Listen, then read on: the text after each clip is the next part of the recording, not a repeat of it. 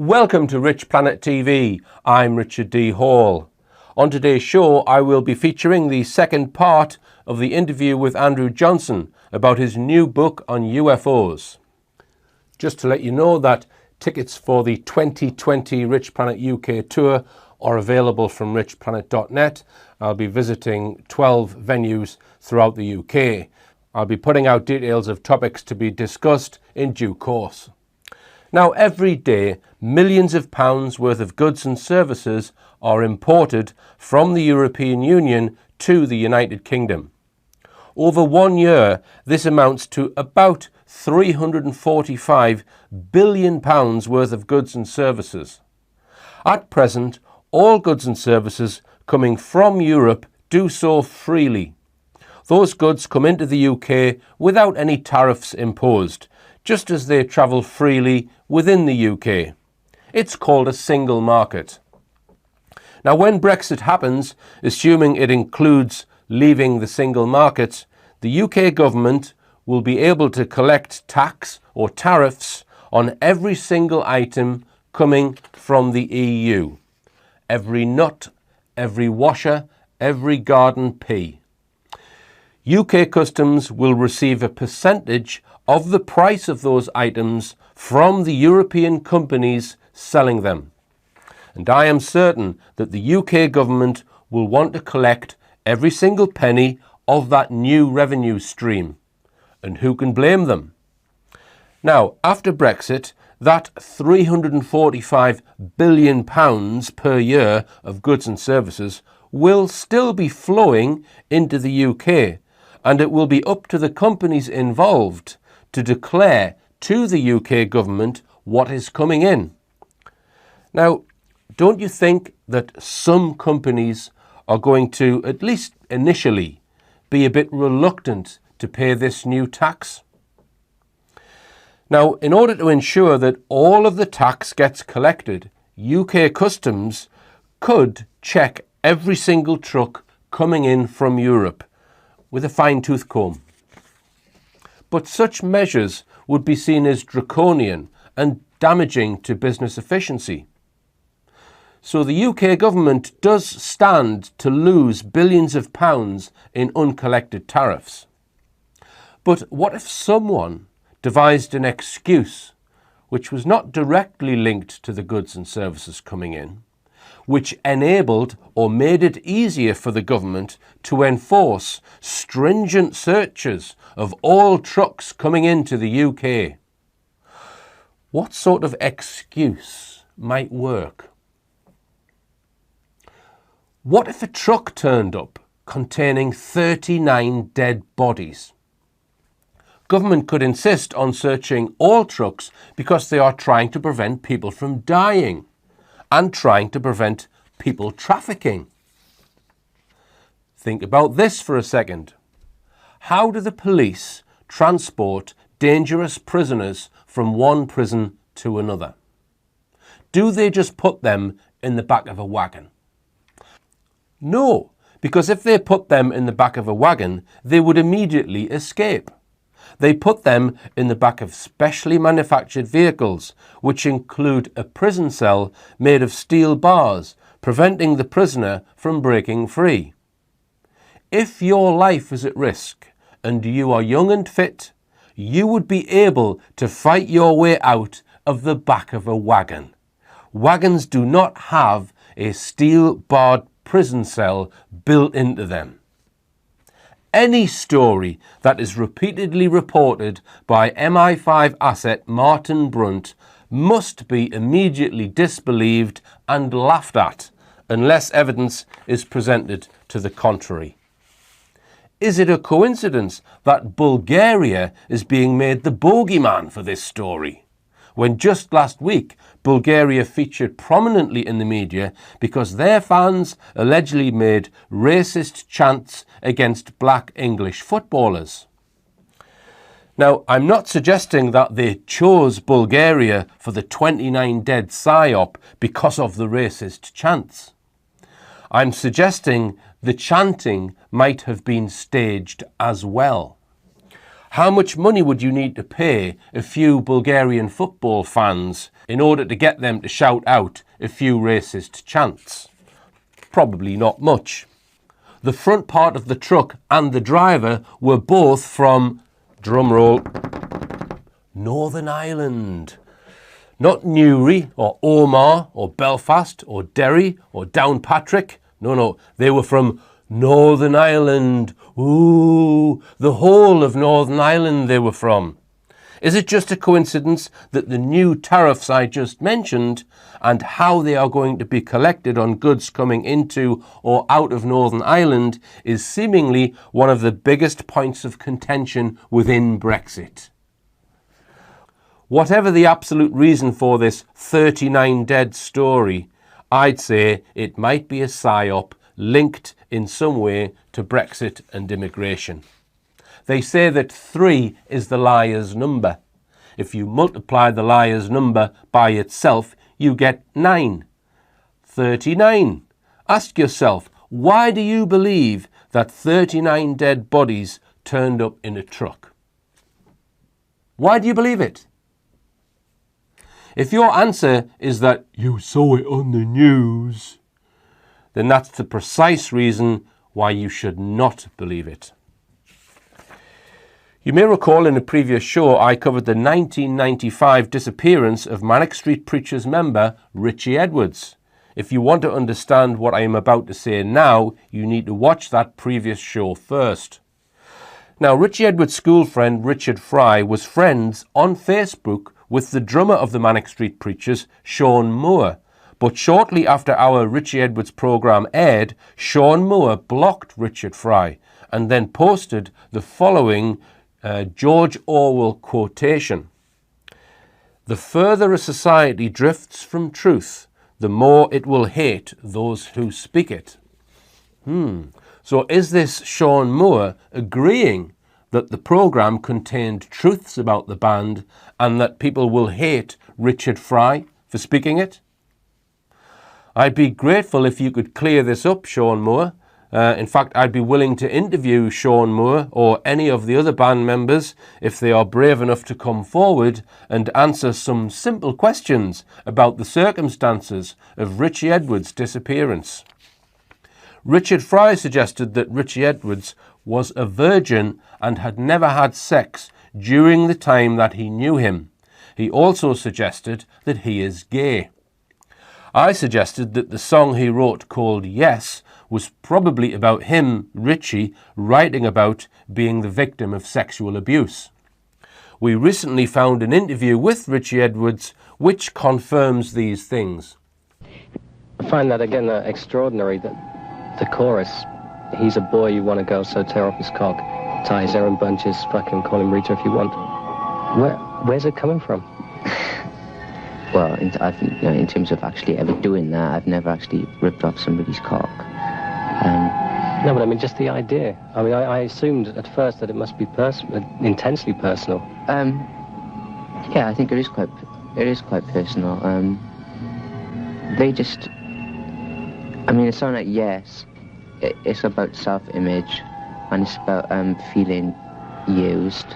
Like, when I lost my virginity, it was a definite act that I was 21, everybody for years and years, you know, been fucking around me, saying how brilliant it was, and I felt, you know, like, all right, I'm not happy, maybe there is this glorious event that's going to change your life, and so I just deliberately went out, sat in the pub, drank until somebody came up and said, "Do you want to come back to my house?" And I went back, and in fact, it was very clinical, and the next day I felt, you know, really bad, you know, I didn't like it, and that kind of shaped my perspective on things.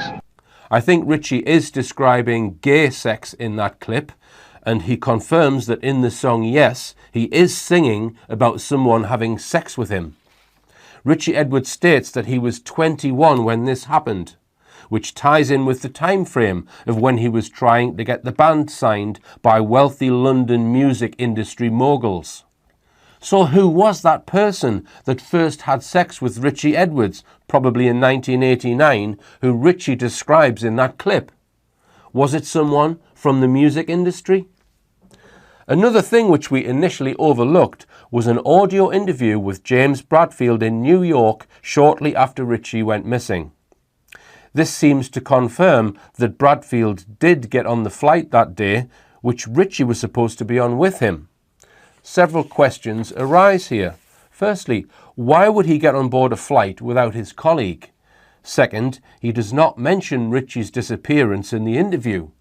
Surely the interviewers would have been expecting Richie to be present and would have asked where he was. I think it is possible that Richie was on the flight with Bradfield and that his exit from the UK was to the United States. Certainly, there is zero evidence that Richie Edwards died, and the reaction I got when I spoke to Richie's auntie suggested to me that he is still alive and she knew it. My opinion is that the band's management and Richie's family all know he is alive and know where he is. If you are a Mannix fan, I think you need to go and have a think about that and just ask yourself, who or what are you a fan of? Anyway, on with the show. Here's Andrew Johnson. Two people who have investigated the alien abduction phenomenon are Dr. Carla Turner and Dr. Roger Leir. So do you just want to tell us about Dr. Carla Turner first? Yes, she's written 3 books which I think are worth reading. You can get them as PDFs. Sadly, she died in the late 90s, I think, died of cancer. But her books have a sort of interesting set of accounts of abductions which took place in the 1980s, which she was directly involved with, as were her family. And she became quite suspicious about this talk of these aliens being, enlightened beings who are here to help us and this sort of thing. Because, as can be seen, many of the accounts are quite abusive to people and very intrusive. And that was her experience too. And her books are called Into the Fringe, Masquerade of Angels, and Taken. And you can read those books. And I think she doesn't come to any specific conclusions herself, other than that these experiences were unpleasant. And she found that what the alien said was contradictory and deceptive, and so she didn't think that this was an enlightened group that was operating. And I think she started to investigate that this was some type of psychological operation that was going on. Right. And she even talks about, one of the things I mentioned in my book was there's one particular case where she seems to have found that there was some type of virtual reality system in use in creating this abduction experience, which she describes, I think, in the Taken book. So people might want to read the reference that I've made to that. So she believes that the aliens are either deceptive or they're not aliens. Correct. It's human beings being doubly deceptive. Yes. Because they're deceiving someone about aliens and about what the aliens are, the message that they're given to. Yeah, that's basically my interpretation of what's in her books, yes. And Roger Leir, he's removed foreign objects from people's bodies that connect to the nervous system, implants. Right. And it's assumed that they're put there by extraterrestrial because they seem to have a level of technology that we're not familiar with. But could they be military implants? Well, this is a sort of implication that that comes up. Dr. Roger Leir is sadly again no longer with us. And I think there is something in this. I think there is some relationship between what Dr. Roger Leir found and what William Pauleck talked about, which was the implantable chip technology that he was developing in the 1970s. So the idea of alien implants and these sort of alien abduction experiences are obviously closely connected. Some abductees say that they've had implants in their, in their ears, in their noses, in the back of their neck, in their legs, in their wrists, and this sort of thing. And I know you yourself, Richard, you did a program, didn't you, a few years ago now, with this one that was investigated by, I think, Manchester University, this object that was taken out. So again, people can revisit that in the context of this. And I think Roger Leir, again, had done his own investigations. So she says that every one of the women, this is the abductees, have reported seeing other humans present in abduction situations. Amy, Angie, Lisa, Pat and Beth recall experiences that involved military personnel, and in most instances there were aliens working with humans. Although some of these scenes may have been alien VRS productions, VRS? That's a virtual reality system. Right, which you just mentioned. Yeah. Other peripheral activities do indicate actual human involvement. Angie, for instance, was confronted and intimidated by uniformed men in the pickups that pinned her between them on the highway. Just hours before, she had a military abduction and was threatened about talking. So let's go down the line that many of these abduction experiences are the military and they're fooling the person that it's an alien abduction. What's the reason why they would do that? Well, then what I wanted to mention, as you reminded me of it there in bringing up this connection, is again, we've got to be careful that we don't assume it's just military or it's just aliens or it's just all on hallucination. What I also look at in the book is the accounts of the alleged meetings between Eisenhower and aliens which took place in the 1950s. And there's some research by Art Campbell, who identified several witnesses to Eisenhower going to Holloman Air Force Base in one meeting, and there was another meeting that he went to another Air Force base, which I think was Edwards. And there was, I think, one meeting was in the 1950s, and I think there was another alleged one in the 1970s. And there was also, I think, another one which took place at Holloman Air Force Base. And so these stories have come out over the years, but if you read the Art Campbell research and listen to the videos he's made, and you listen to, for example, to Paul Shartle, who said that he had actually seen a film of aliens landing at an Air Force base, getting out, going into a building and meeting with Air Force officers. And I go in a bit more detail in the book. You can certainly ask the question. And based on, for example, the testimony of Stephen Lufkin, who apparently was in on meetings with Eisenhower where they were talking about flying saucers and aliens in the 50s, and Eisenhower was very concerned, apparently according to Lufkin and other people, about the UFO issue. And Lufkin makes this comment about how the future, plans were unfolding, and Eisenhower said in a meeting apparently that the future and the control of the future was not going to be in the best hands, and this seemed to be in relation to what was happening with the military-industrial complex. But one can also surmise, and Lufkin certainly doesn't say this, but I'm in the book I sort of allude to this, and maybe I'm putting two and two together and getting five, but is it indeed true that Eisenhower, and this is what Bill Cooper said as well, he said this in the 1989 video that I referenced earlier regarding the Steven Spielberg E.T. thing. Cooper alleges that Eisenhower did meet with the aliens, he made an agreement to exchange technology, and that the aliens were going to be allowed to abduct humans. And one can therefore surmise that maybe that agreement got extended in that the aliens were abducting humans, but the military were assisting them in whatever way. And so what Carla Turner describes is correct in that military personnel were present at some of the abductions, but the aliens were involved in some of them too.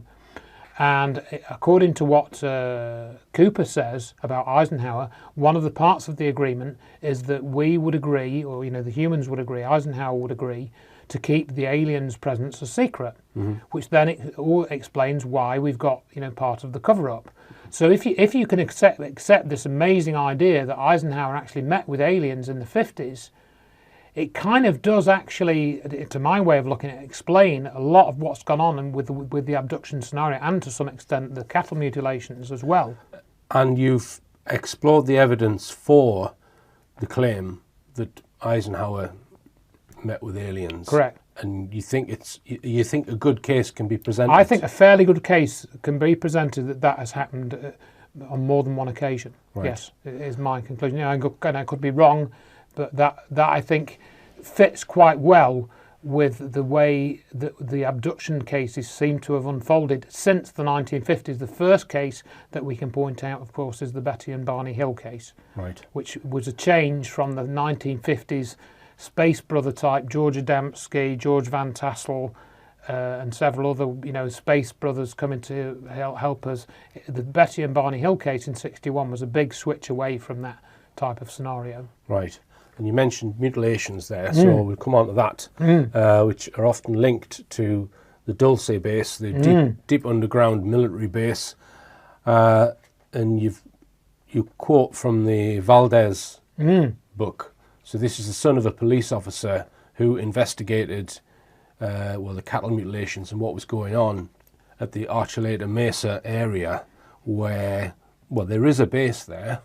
That's not denied, is it? Correct. The Dulce base. Right, and so if it's worth mentioning a little bit, spend 5 minutes or so on the Dulce base story, which I go into in that book, and I recommend that anyone reads the Greg Valdez book. And when we did one of your events at in the last tour, I did mention that to somebody in the audience who asked a question.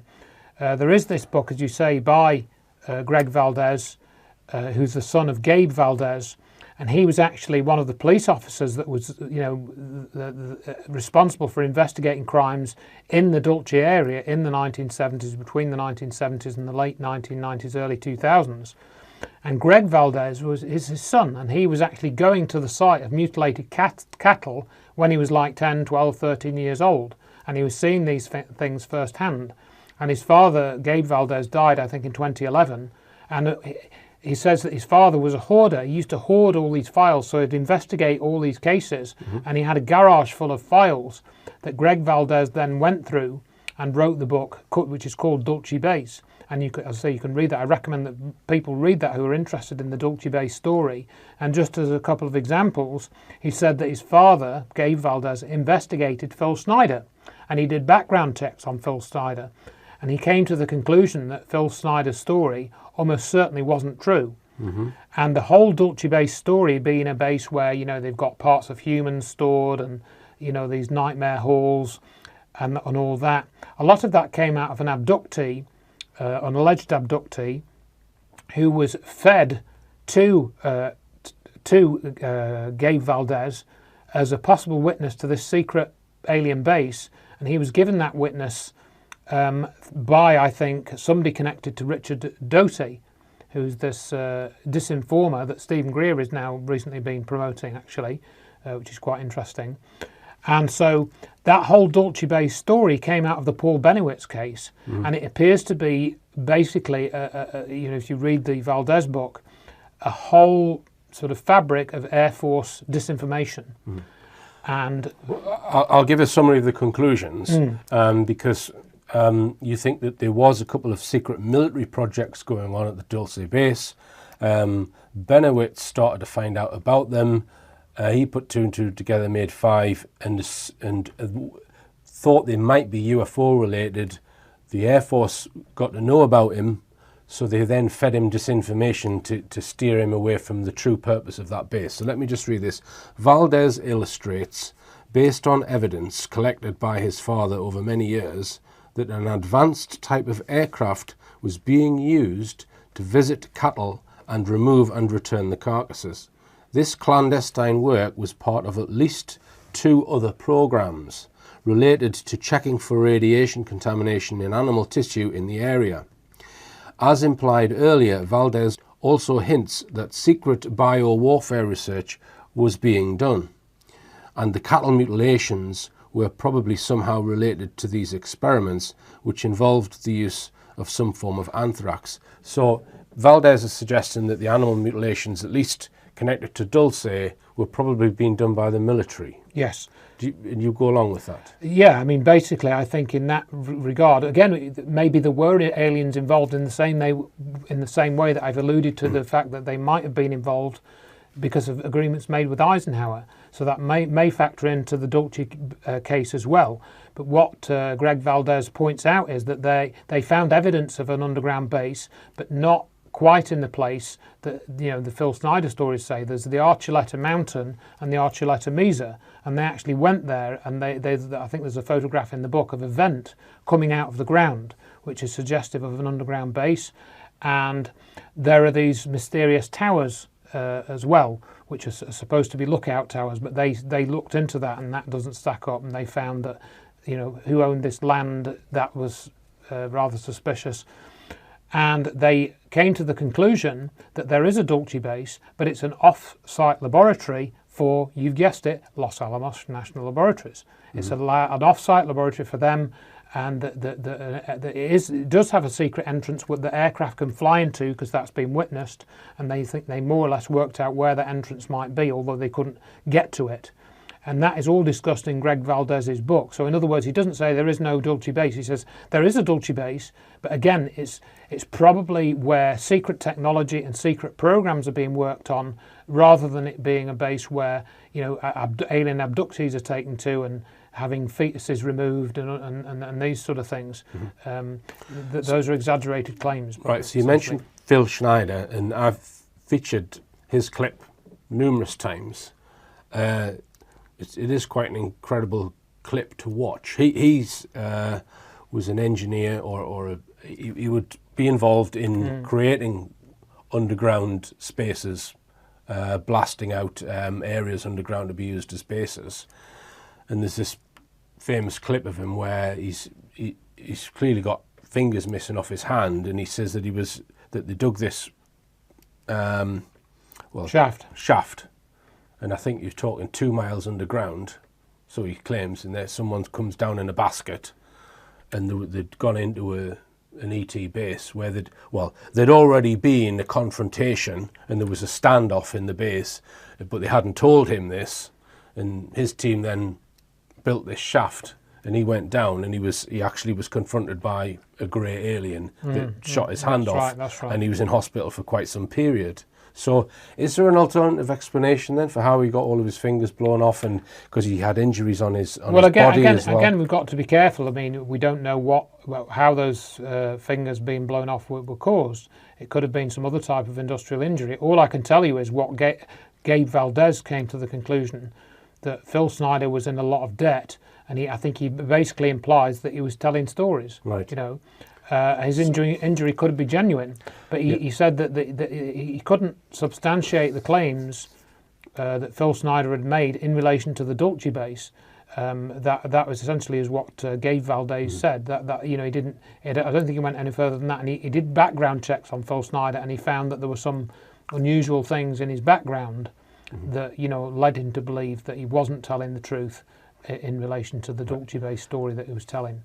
We'll add Phil Schneider to the list of people we want analysed by Peter Hyatt, and it is growing by the minute. Yes. Okay, now let's just, before we move on, mention mutilations again, because if you want to watch a recent lecture that I gave on the subject of animal mutilations, where I called it an objective study of the animal mutilation phenomenon, and I wasn't confident in that lecture to come down on, well, who's responsible? This is the big question mark of the mutilation issue. Who's responsible? So he's concluding that it's those in that specific area, yes, it's human beings. Most likely. Right. But when you look at some of the evidence for other mutilation cases, and it's if you go to my site, because they're happening all the time over a very wide area on the earth. They're not just happening near a military base, right? They're happening all over the place in Argentina and everywhere, right? UK. Is it a possibility that the military or some other hidden group? Well, I think I mainly focus on that in relation to the Dulce case and the conclusions that they came to based on their investigation of the site. For example, one case, they found gas masks next to the carcass. That was in the 70s. In another case, they found this unusual sphere, which there's a picture of in the book, which they state as a non-lethal weapon, and apparently Greg Valdez did some research into this, and it's a type of non-lethal weapon, but it looks like it could be some type of advanced sort of non-lethal weapon that they were using. And we had this conversation, I think, before your lecture about this carcass where there appeared to be something moving around inside it, and you talked about that, and you played that clip of the police officer that was in there, while it was going on, didn't you? And from Linda Moulton Howe's interview. And so, again, we should be careful of saying, yes, well, all the mutilations are done by people at Los Alamos Labs. Maybe they're doing some, maybe there are groups of aliens doing their own abductions and mutilations completely separate or in a coordinated program. I think all that Greg Valdez says in his book is that's the conclusion that we came to as regards the mutilations that were going on in this area. I don't think he broadens that out to the rest of the world where other circumstances might be slightly different and other agencies may well be at work, and I don't know.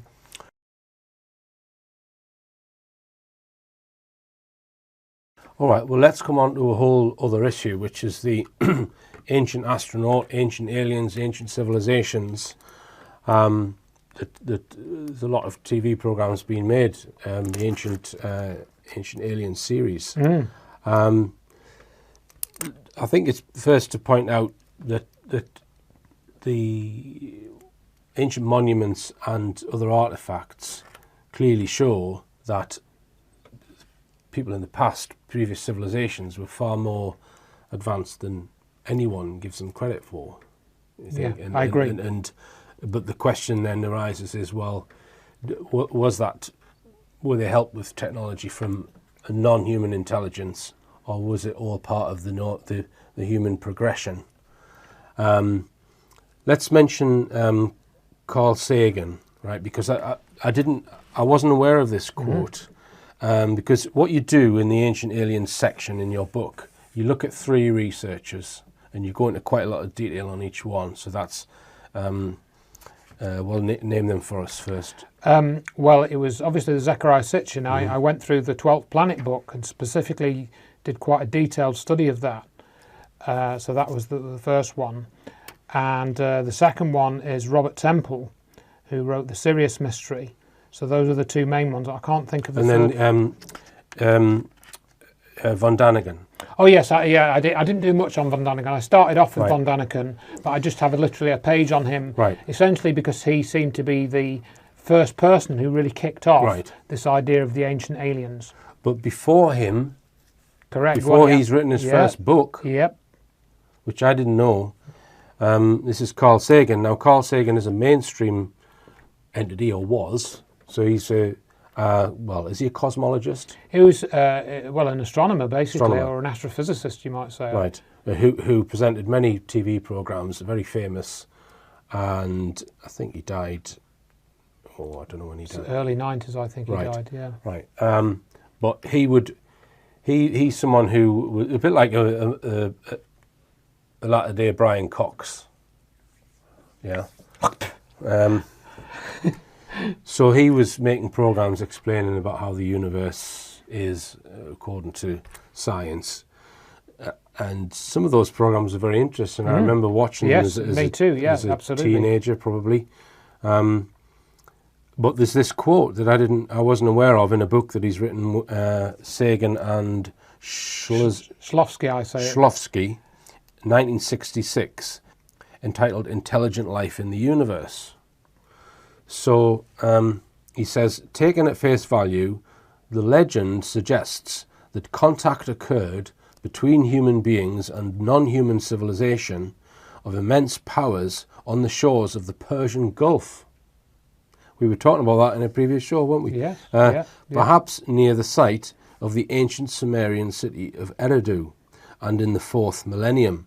I presume that's the 4th, it has to be the 4th millennium BC. Yeah. So before Temple, before Von Daniken, before Sitchin, we have Carl Sagan laying out the idea of ancient extraterrestrial contact. I can't help find this fact intensely interesting. So that's Andrew's quote there. Yeah, that's my quote, yeah. So as I said, you mentioned the 3 researchers. Obviously, there are a lot more in this field. Yeah. I mentioned some of them in brief as well, just in passing, but those, yeah. Right. So I'll try and characterise them as you've sort of portrayed them in your book. Mm-hmm. So this is the impression that I got. You think that Van Daniken made some very good points, but overstated his conclusions and was too, let's say, colourful and populist, not scientific enough in his approach. Right. But not deliberately trying to deceive anyone.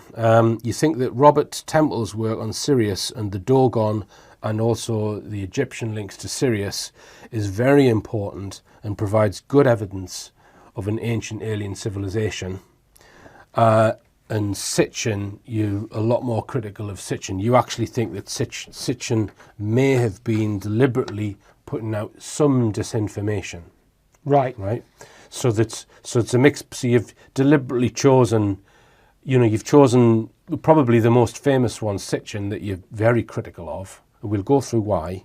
But Temple is far less well known, is he not? Yes, I would agree. And you think he's way more important? I think he's probably more important than Sitchin, or at least as important as Sitchin's work, definitely, yeah. So here's another quote from Andrew's book. He says, "I think that Temple has shown that there is strong evidence that a race of amphibious beings from the Sirius star system interacted with human beings at least 5,000 years ago.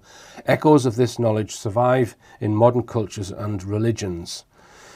So do you want to talk about the Dogon tribe in Northwest Africa? Yes. So just tell us about that, Andrew. Yes, well, they were actually first contacted by French anthropologists I think in the 1960s. Again, I can't remember the exact dates. And then Robert Temple came to this story, and interestingly, he was pointed in the direction of this story by Arthur Young, who was the creator of the Bell helicopter. So that in itself is kind of interesting. And so what unfolded in that investigation was that the Dogon had knowledge of an invisible star, which is known as Sirius B. And they know, for example, that it orbits around Sirius A, I think in, I forget all the figures, I think in 50 years. 50 years. 50 years, that's right, yeah. For either 49.85 years or something, or 50 years.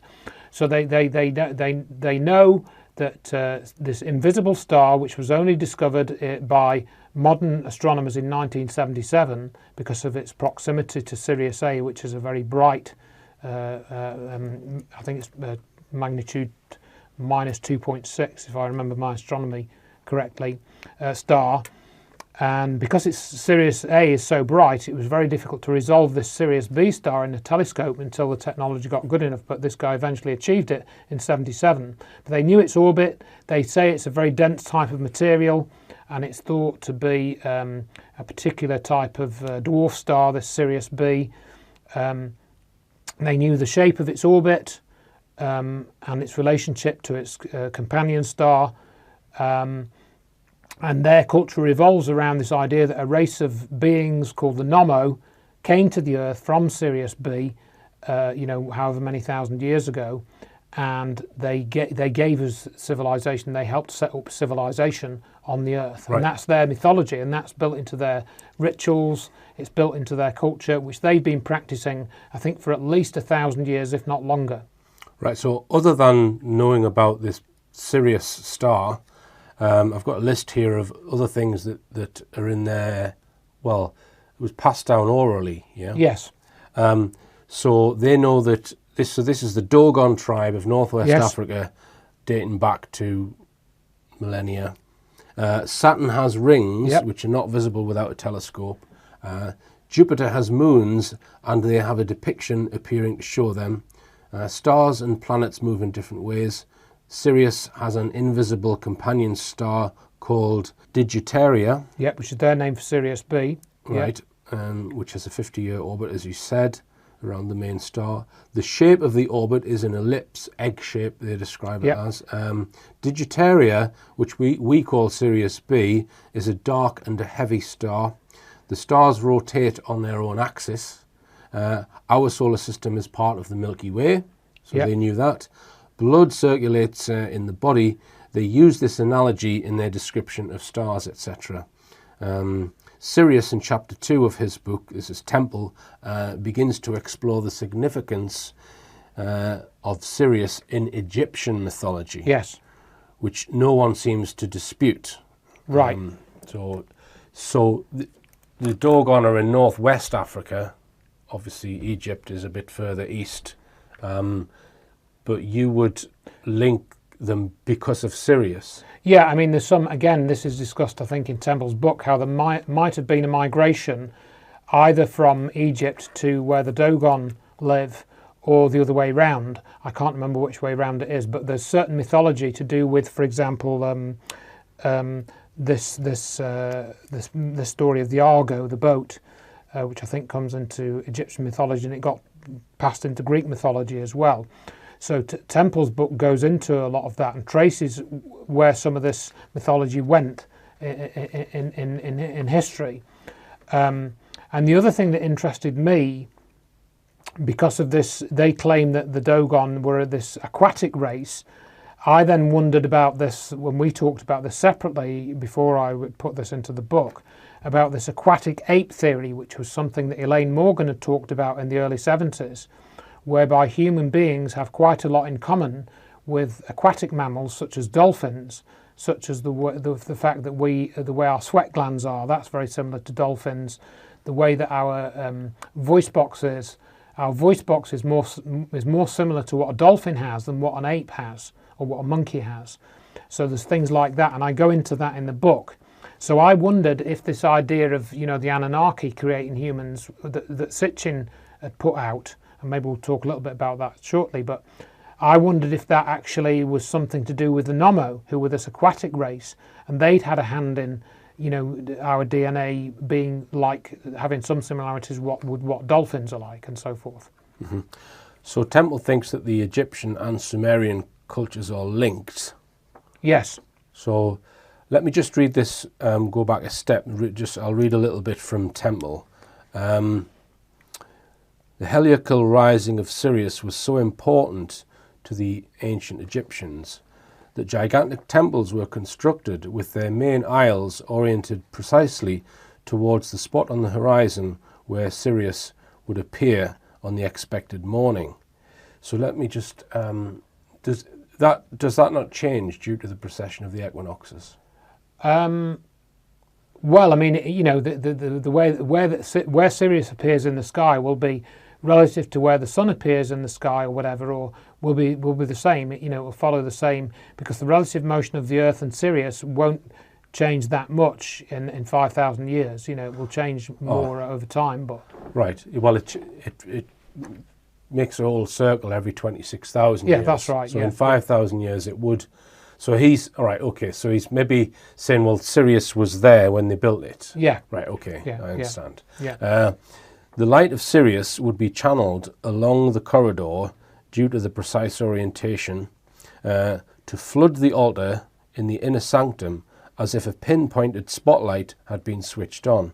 This shaft of light focused from a single star was possible because of the orientation being so incredibly precise, and because the temple would be otherwise in total darkness within. In a huge, utterly dark temple, the light from one star focused solely on the altar must have made quite an impact on those present. In this way, the presence of the star was made to manifest within the temple. One such temple to the star Sirius was the temple of Isis in Dendera. Yeah? So that's going to a lot of trouble to do that in their temple. So it's obviously very important to them. That would seem, and that's the argument that Temple makes. So it is very interesting about their temples. So tell us how he links the Egyptian culture to the Sumerian cultures. Well, that, again, comes from things like having an organised system of writing, and Sitchin, goes into more about how the Babylonian myths and some of their mythology, got transferred into the Egyptian mythologies. That more comes from Sitchin.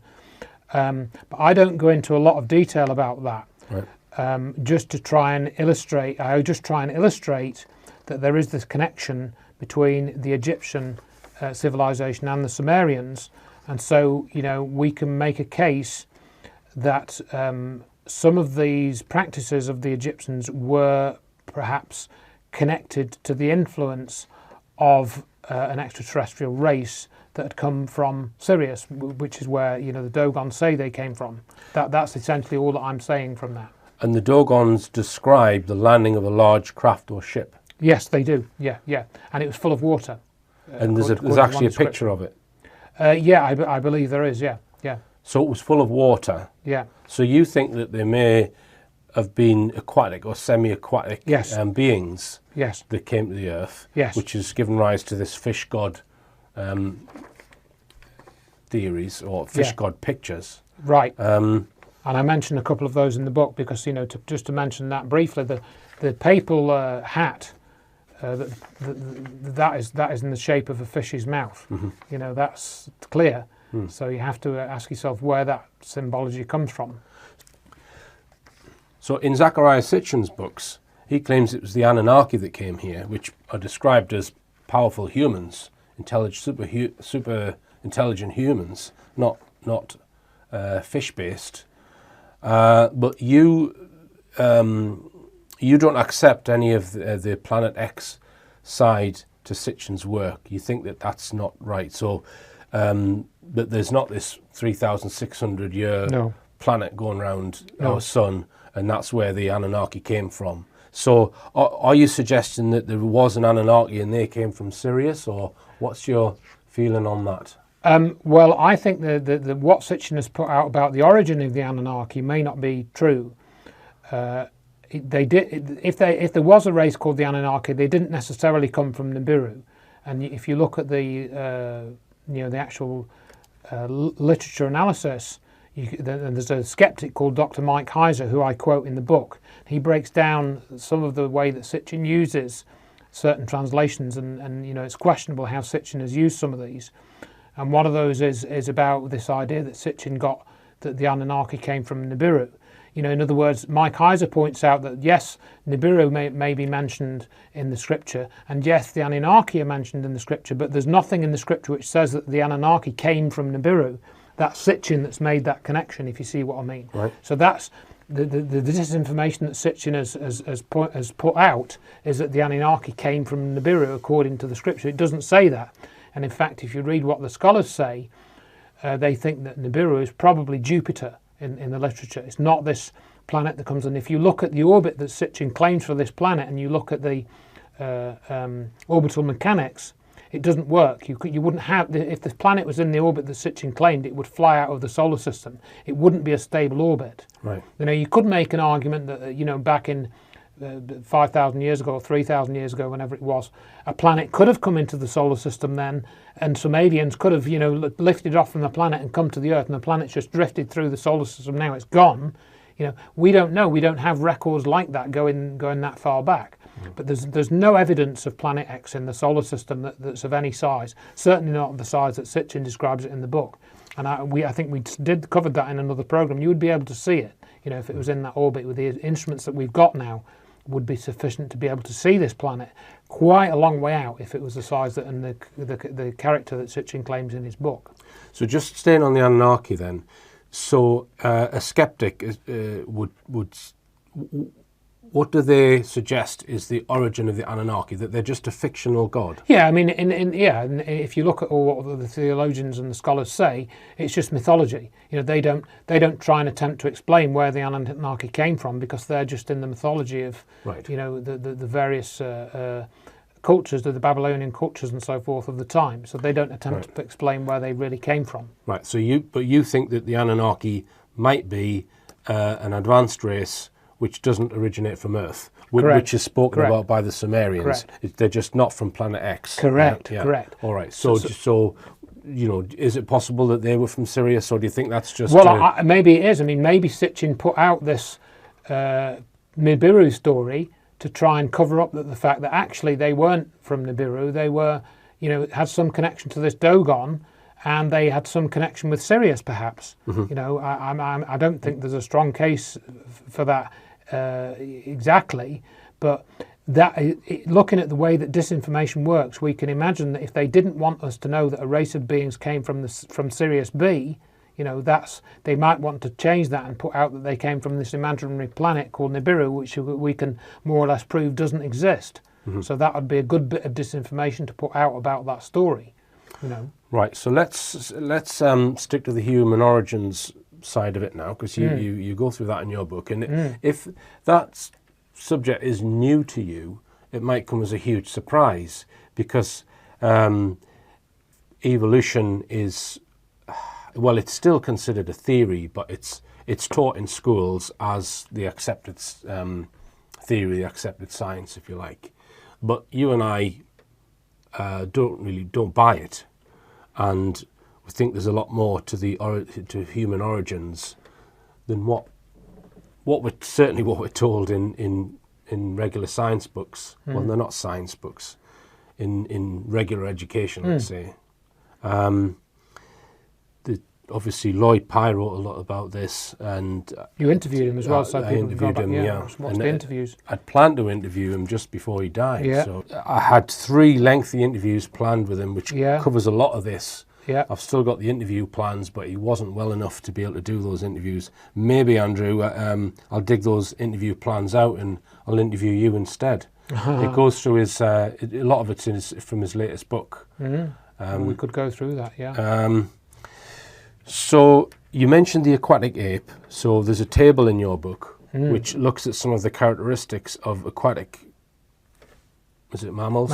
Aquatic mammals. Aquatic mammals and Homo sapiens, and then compares that with apes. Right. And I've seen the same thing done with pigs as well. Yes. And well, just you give it. I'm not going to try and summarise it. You do it. Yeah. So again, if you compare certain characteristics, and I'll maybe just go through the list. I'll just find it. Richard, bear with me a second. So yes, we've got this comparison between characteristics of humans, apes, and aquatic mammals, and with apes, they don't have a loss of body hair particularly, but we have a loss of body hair, and so do marine mammals. We have skin-bonded fat deposits, and so do marine mammals, but apes don't. And there's equine thermoregulation, which is the ability to sweat. We have that, and so do marine mammals, but apes don't have that. And reduction in size of sweat glands, that's another factor. And enlarged sebaceous glands, marine mammals have that as well. Psychic tears, we have that, and so do marine mammals. Loss of whiskers, we have that, and so do mammals. This is a big one. Volitional breath control, we have that, and so do marine mammals. They can voluntarily hold their breath so that they can dive under the water. We have a descended larynx, so do marine animals. So no other primate can deliberately hold their breath? Nope. Interesting. Yeah. So there are several factors like that, and that's discussed in Elaine Morgan's book or on her website, which there's been strenuous efforts to debunk some of that. So I think that that's important enough for people to investigate that. And then, as you've pointed out there, we have, I can't remember his first name, Dr. McCarthy, where he looked at how similar we are to pigs. Yeah, it is Eugene McCarthy. And he'd looked at the genetic similarities between humans and pigs, because again, there's some crossover between those factors that I mentioned there and pigs. And we all know that humans can have pig heart valves, for example. In some operations, they're given pig heart valves and other things. And pigs are very intelligent. But the interesting thing is, which is where I think it may tie in with what Sitchin wrote about, is that pigs, the first evidence of having domesticated pigs, comes from around Turkey, which is quite near to ancient Sumeria from about, I think, 7,000 or 8,000 years ago, which ties in exactly with when the Sumerian culture started. And Lloyd Pye talks about the development of agriculture. So is it the case that pigs were, the wild pigs were genetically engineered to produce domesticated pigs by the Anunnaki, or maybe it was the Dogon tribe or their associates, and this was then given to the human population to turn them from hunter-gatherers into a culture which lived in one place, and then you had to have laws and cities and governing bodies and this sort of thing, which is what the Sumerians, they were the first civilization anywhere that's recognised to have all those things, to have a system of writing and stuff. And that all came coincidentally around the same time as the domestication of pigs and sheep and cattle. So there's an argument that the domesticated farm animals that live alongside man and provide food, what have you, could have been either brought here or engineered here. Engineered here, yeah. And that actually comes out, because I went back to the original translations of the Epic of Gilgamesh and the Enuma Elish, which is what Sitchin wrote about, and I found some original translations, not from Sitchin's book, but there are several translations online, and I studied those, and I think, yes, there is evidence in the Epic of Gilgamesh and the Enuma Elish which suggests that there are these other beings coming from outside, as Lloyd Pye has said, and helping to create organised human culture and civilization. When I interviewed Lloyd Pye, he explained the second and third chromosome evidence, which I found very compelling. Oh yeah. The fact that we have one less chromosome than all other higher primates, and if you examine it, it looks like the second and third stitched together. And he says that you can't do that. That can't happen in nature. It has to be engineered. Yeah. There's that evidence, and then there's just the physical evidence of our genome showing very clearly that the second and third chromosome in humans that is in primates has been fused. I mean, genetically fused, so that its telomeres on its ends are cut off of the second and the third, and they've been put together in such a way that they still function. And that's extremely unlikely to have occurred naturally. Now, science says yes, it does, but really it doesn't. Because human beings have 46 chromosomes, all other primates have 48. Am I right on that? Well, the higher primates, yeah, not the lower primates. So if we've evolved from them, then at some point we would have dropped or fused those. So you would presume, if you go by the theory of this link, that was when the chromosome must have been dropped. Exactly. When the two chromosomes were fused, it would be in the time leading up to the actual creation of human beings as we are today. Yes. So there's evidence in the human genome that there's been engineering by someone. Yeah, and Lloyd Pye does cover that quite thoroughly, and it's worth investigating that in parallel with what I've just spoken about. Yeah, so the question arises, well, who did it? Who did it? Which agency was responsible? Yeah.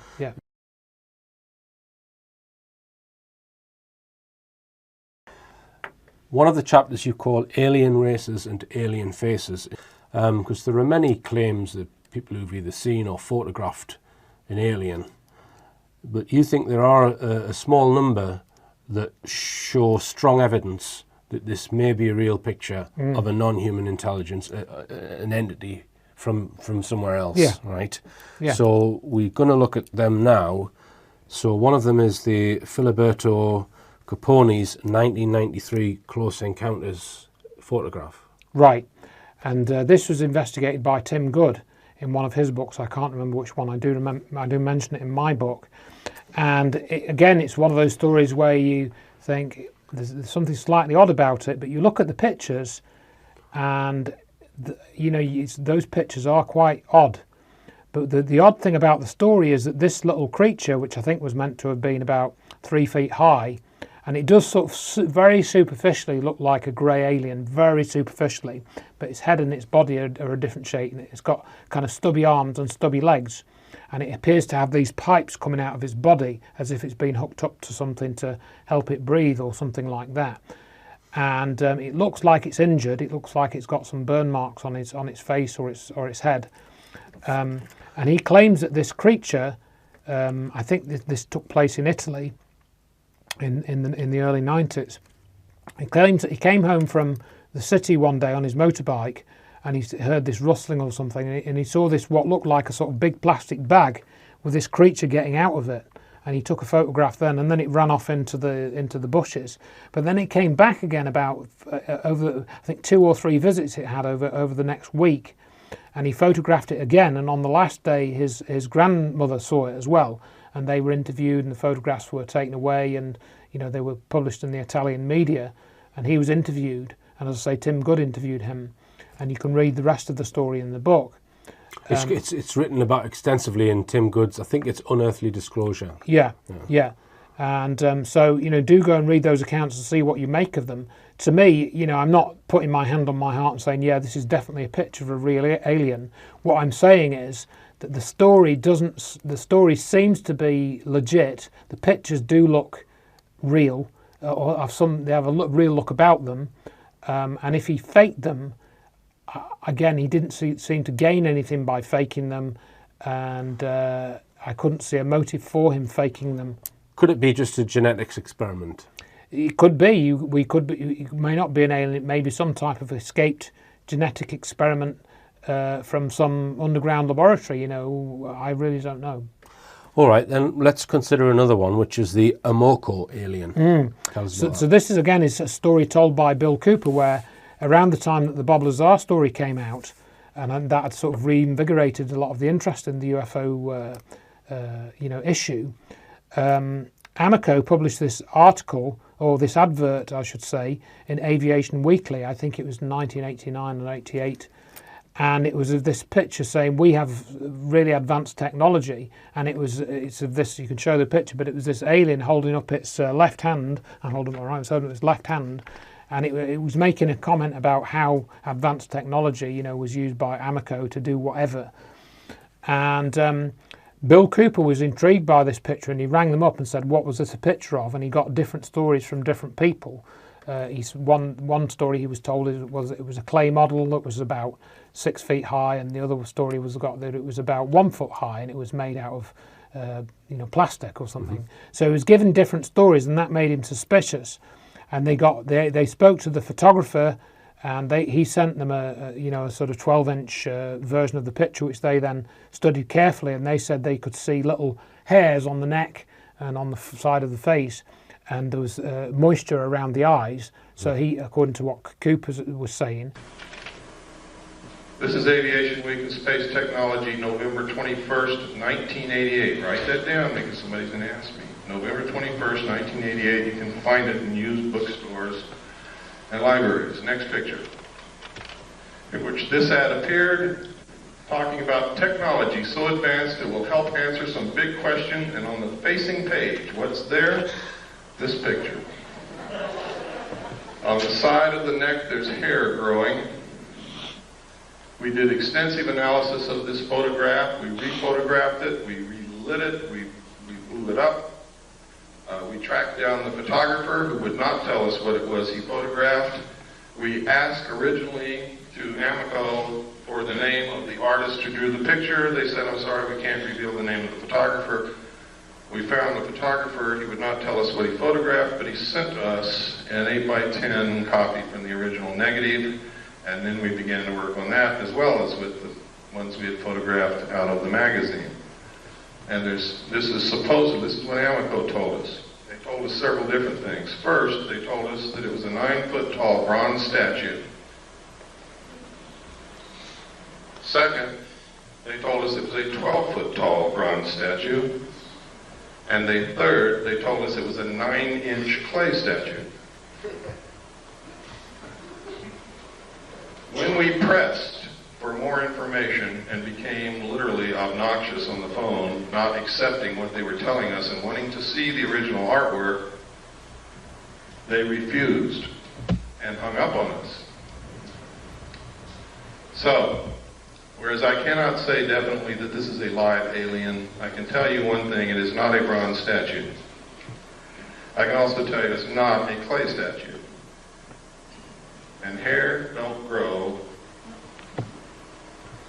on the necks of statues. Next. You can see the moisture in the eye, the incredibly small detail in the texture of the skin and whatever this is, and in the eye. Look at the lip. You ever kissed anything like that before? I know a guy that did in the back seat of a Chevy. Next.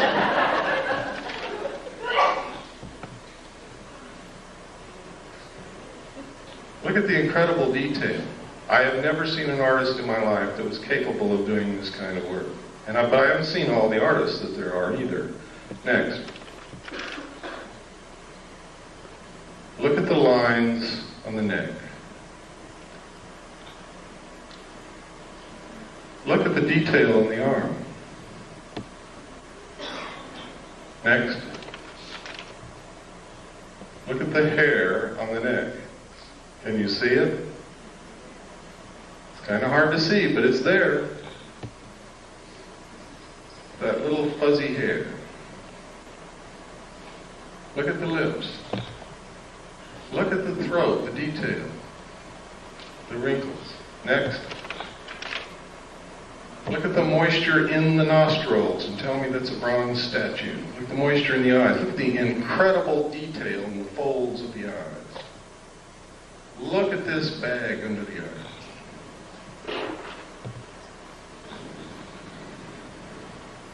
Next. I think they're trying to tell us something. Next. And so, you know, you have to wonder, was this a kind of disclosure of a real picture that was put out into the press? You know, I don't know, but I certainly, why I quote Cooper is I found that a good proportion of the information he's put out has been pretty reliable. I mean, we've played on your program before his account of 9/11 and him saying that they were going to blame Osama bin Laden for something 3 months before 9/11 happened. We've played that clip. So Cooper, to me, is sort of a fairly reliable source on the many topics that I've encountered him talking about. I think Dr. Rowney Kilder has that on front of one of her books, or talks about that. Oh, okay. I need to check that. Okay. This is my last. What about this individual being here? This, who am I? Who am I? I got it from that photograph. Can you show any further light on that photograph, which first appeared in Aviation Week in Space Technology? Is that correct? Possible. I got this from a NATO officer, and got permission to have it on my book because this book is written. I wrote it for males. You know, the other books are sort of philosophical also, but this is facts about UFOs, military facts, and people's experiences and. All right, let's come on to the next one, which you may have seen this video. It's called The Alien Interview. And I would say that all attempts to debunk this video have failed. I would agree. And there's some details in your book that I didn't know about. So what I'll do is, perhaps I'll play this video while we're talking about it, so we can put it on the screen. I featured this in one of my lectures years ago. Yes. So this came out in 1997, and it's allegedly from an underground base where they've got an extraterrestrial, extraterrestrial biological entity. That is their word. And it's being held at this underground military base. And this is a video of someone trying to communicate with this extraterrestrial, and what happens is, due to perhaps the conditions or the atmosphere that they're trying to contain this alien in, it starts to sort of convulse and has breathing problems. So 2 medics then come in. So there's no sound ever been released with this video, and there are various things that the interviewer is sat there with in the interview situation that, for example, is it a heart monitor? Yeah, there appears to be some type of what looks like a heart monitor, certainly an oscilloscope with a trace going up, appearing to indicate heartbeat. Right. So if you can just go through some of the things that you cover in your book, Andrew, in terms of why is there strong evidence that this is a real non-human entity? Yeah, well, I think there's a few things which struck out. I mean, which stuck out to me, which is Victor, who was the guy that brought this video out. If you listen to his commentary, he sounds like a very intelligent and articulate person, and he actually says, you know, he actually invites people to prove that this video is a fake. He says that. He says, well, you know, come on, I want you to prove that this is fake. You know, you should do this. It's important that you try and prove this a fake. And of course, people will just say it's a Hollywood puppet, end of, you know, move on. And they did say that in the video that was made about this in 1997 by Rocket Pictures. But the actual video itself, what is it of? The video is of an alien coughing. If you're going to fake a video, you know, it's not particularly an interesting thing to fake, is it? An alien coughing and leaning forward. And if you look, when the alien does start to suffer breathing difficulties, the medic comes in, as you said, and he shines a light into the eyes of the alien and around its mouth. And Victor, what he explains is going on is that they're looking for hemorrhaging around the mouth and the eyes. And so that to me is a plausible explanation. If this is having some type of physiological difficulty with our atmosphere, then yes, maybe it would have problems with breathing. Maybe it would cause hemorrhaging and some kind of bleeding through any blood vessels it might have. So that explanation struck me as plausible. It was Andrew Burlington who's done an analysis of the video. He has this pseudonym of Victor Nevada. And he picked up a few little details about, like, for example, there's actually another figure standing towards the right. And you can actually see, if you look carefully, the outline of this figure. Mm-hmm. And he's apparently observing the interview. And also he points out that they're communicating telepathically, which again goes back to what Wilbert Smith said about mental phenomena in relation to the early research in the 1950s.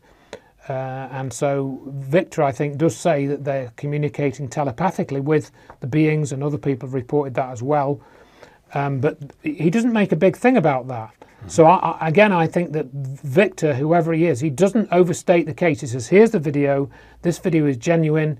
He's fairly, you know, he sticks within certain bounds that he knows that this was recorded at a certain place. He says how he came to get hold of it was they were transferring it to another archive and he was able to make a copy of it. That sounds plausible.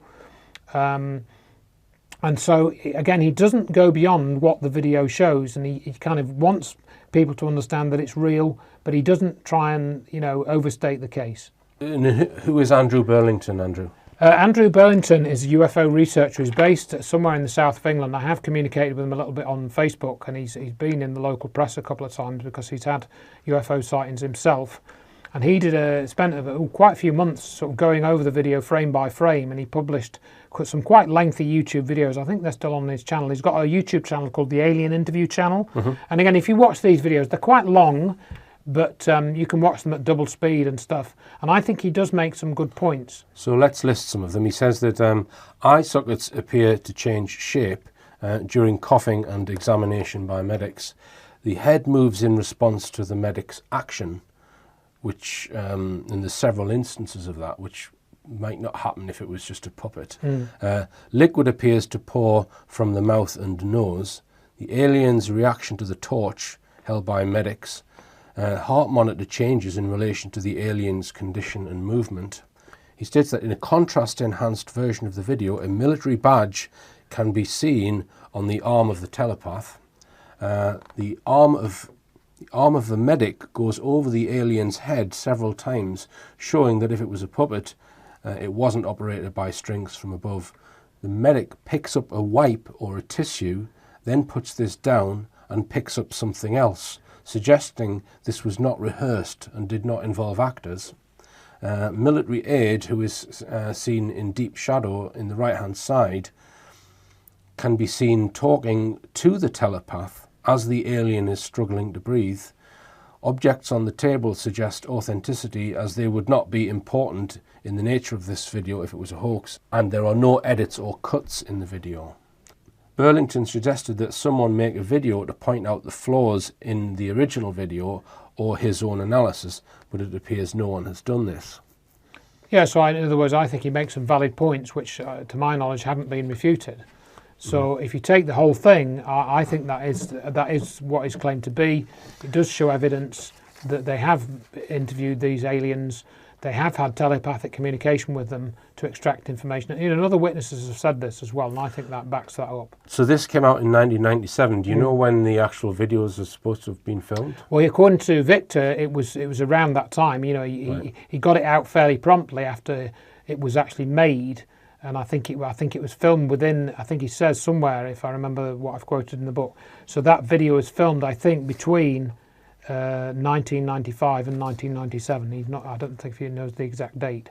All right, so we come now on to actual physical evidence of a possible alien, which is the Lloyd Pye Star Child skull evidence. And viewers can watch the previous show. We have gone into it in a little bit of detail in a few previous Richplanet shows. And as you describe in the book, that you've had to you've spent so many pages actually explaining what the Star Child skull is and when it was discovered and the tests that have been done on it, but you've had to spend twice as long on explaining how it's all been disinformed upon or covered up. Right. Right. Like you think there's been a concerted effort to try and debunk the skull. Yes, and that actually took place after the death of Lloyd Pye. You know, so he was there for 14 years. Putting out that research and developing it the best he could. So, and then almost immediately, within a year after he died, the woman that owned it, Melanie Young, that still owns it, published a report debunking the whole thing after 14 years. So this was a skull that was discovered in a cave in the 1920s? 1930s. It was 1930 in the Chihuahua area of Mexico. So it's a real bone skull. No one refutes that. Right. And it came into the possession, or Lloyd Pye was loaned the skull. He was loaned because he's interested in human origins to try and explain, because it had unusual characteristics. Correct. It didn't look like a normal human being. And he spent years and years researching it, trying to get money to do all different types of analysis. Genetic analysis and physical analysis, examination, etc., etc. And really, you could spend quite a long time to get up to speed on the whole story. A while. Yeah. I tried to summarise it in the two chapters. Yeah. But yeah, absolutely. Yeah, and it all boils down to the genetic evidence, which, well, if the genetic report that Lloyd Pye spoke about, which goes into the FOXP2 gene, for example, right? If all that's correct, it means that you're not looking at a human being. Correct. Right. Correct. But that was debunked by this scientist fairly recently, or in a report that was produced, but they didn't actually discuss nuclear DNA. No, correct. Right. So I go into that in the book, that they missed out the nuclear DNA, and they basically tried to just rubbish the previous 14 years of research, and they ignored the physical anomalies. So you wouldn't refute that some of the mitochondrial DNA is consistent with our DNA? Some of it is, yes, yeah. Right. But overall, there are too many inconsistencies, even in the mitochondrial DNA, for it to be human. Right. According to the latest research that Lloyd posted. Yeah. There's a large section in the book about UFO disinformers. Right.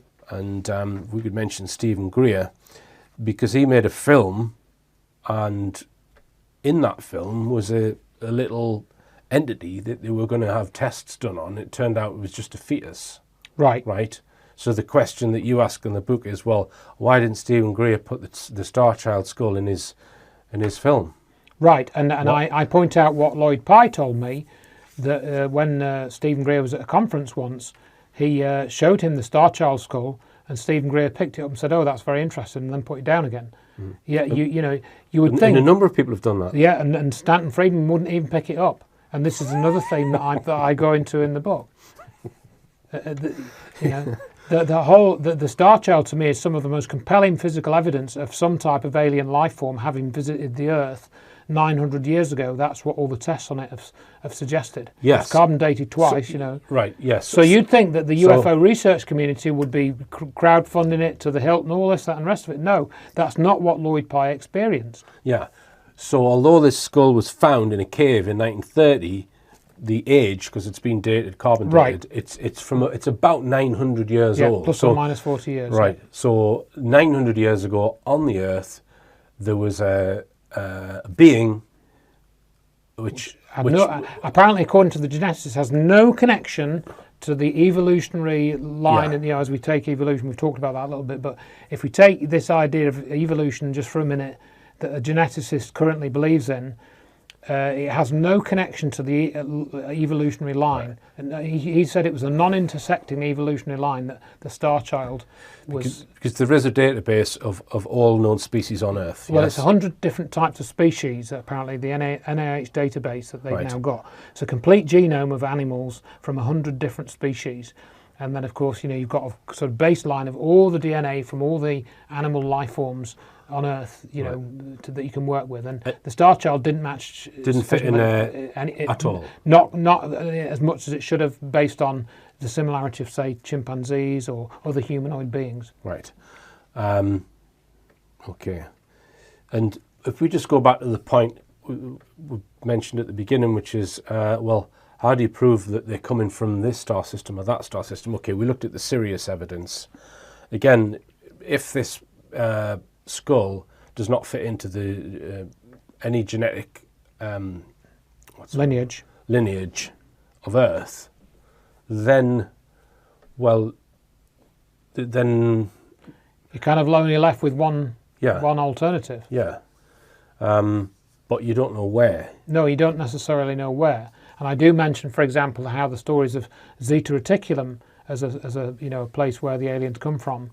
And possibly the Greys. I do make comments on that, and I don't know whether that's where they come from, but that originally came out as a possible location due to Betty and Barney Hill, but I now question that a bit. In other words, where apart from the Sirius link that we've talked about, why we think that's significant, there is evidence to say, in the Dogon culture, why that's significant. But beyond that, all the other stuff, these aliens either come from Andromeda or the Pleiades.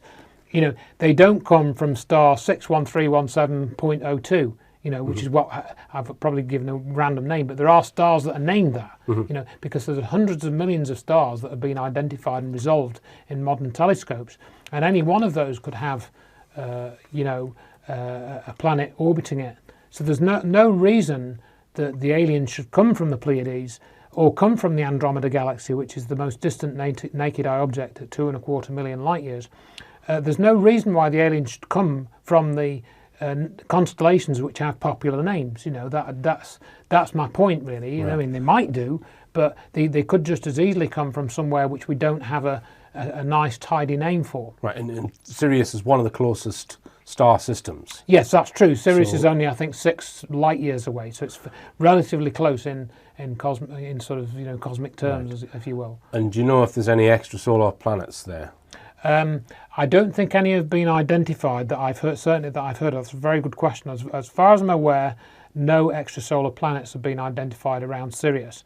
Now, again, that might be because it is a very, very bright star, and so if they've had problems resolving a whole star, in 1977, maybe now they would have problems resolving a planet because of the brilliance of the main star. It's a very, very bright star. I don't know.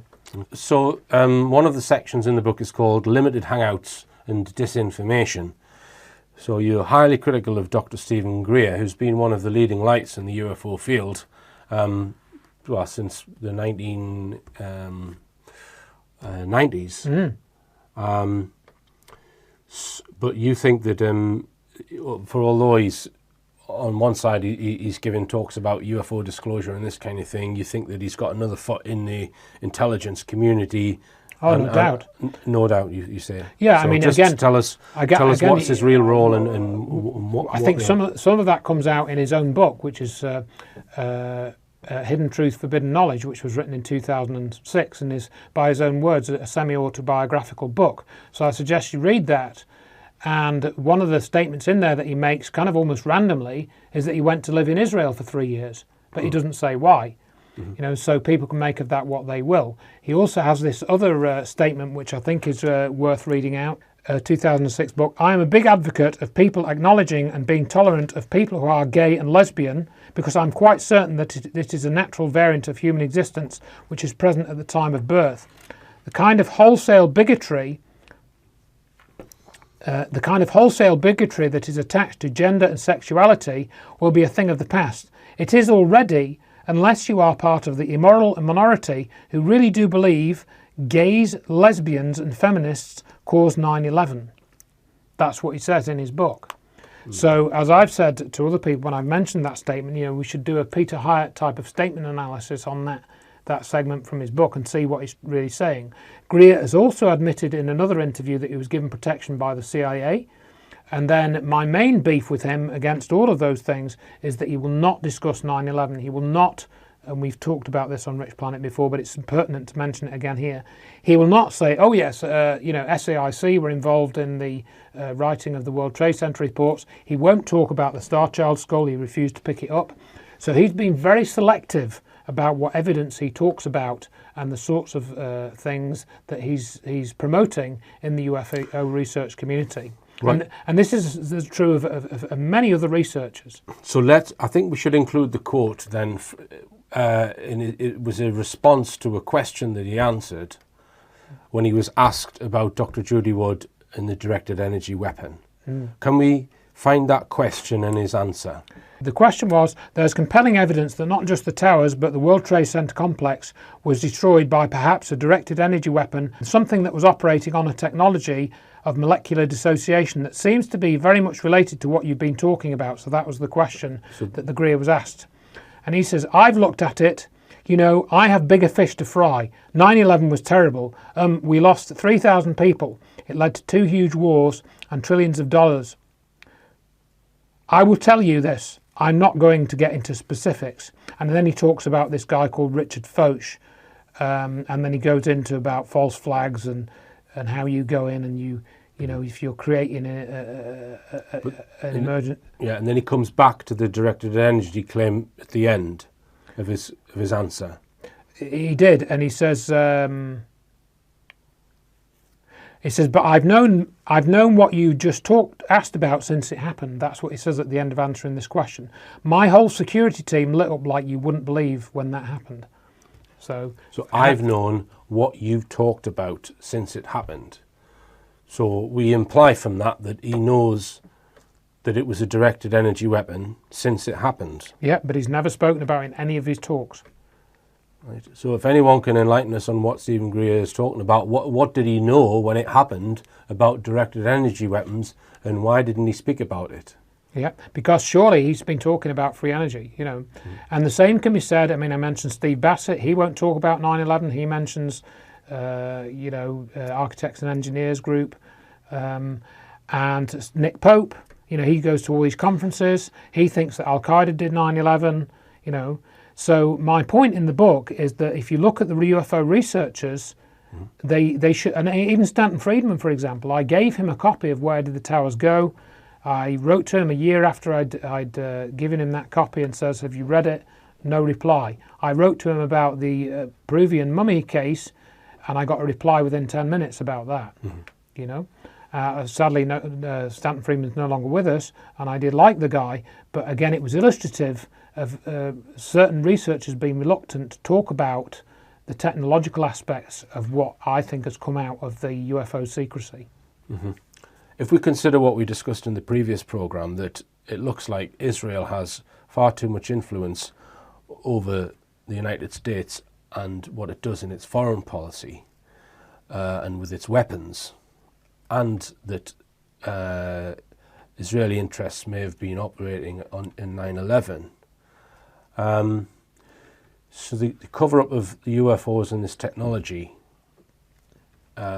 what's Israel's involvement, do you think? Well, we can only guess. It's not something that comes up in ufology very much. And the only statement really that stood out to me that I've already read out was the Stephen Greer statement about him going to live in Israel for 3 years or going to stay in Israel for 3 years. Mm-hmm. So that is very interesting. And again, we don't have any information about what that might mean. So does Israeli intelligence operate within the UFO community? I don't know. I haven't gone to look for evidence of that, nor have I been shown any specific evidence. But we have to, consider that there may be some influence going on behind the scenes to divert people away from certain areas of research, and then who's doing the diverting, And perhaps we just finish with a word about disclosure, because really that's a what's the word I'm looking for? It's a flawed term, really. Asking for disclosure, asking, say, the US government for disclosure about UFOs is like asking the mafia to disclose all the details of their previous crimes. That's a good analogy, yeah, very good analogy. So you actually speak to the reader in your book and you say that, well, it's not disclosure that you should seek. So tell me. Yeah, so, you know, I'd just say towards the end that it's discovery. You can discover things for yourself by looking in the nooks and crannies for the evidence and coming to your own conclusion. And you shouldn't really seek any kind of official recognition that your conclusions are valid, because you're not going to get it. You know, you've got to be happy with that in yourself and find the truth for yourself. That's, I suppose, what I came to the conclusion about. Once I'd found out what happened on 9/11, I kind of realised over time that there wasn't going to be any official disclosure, because, as you said, it would involve too many criminals having to confess to their crimes openly in public, and that ain't going to happen with things as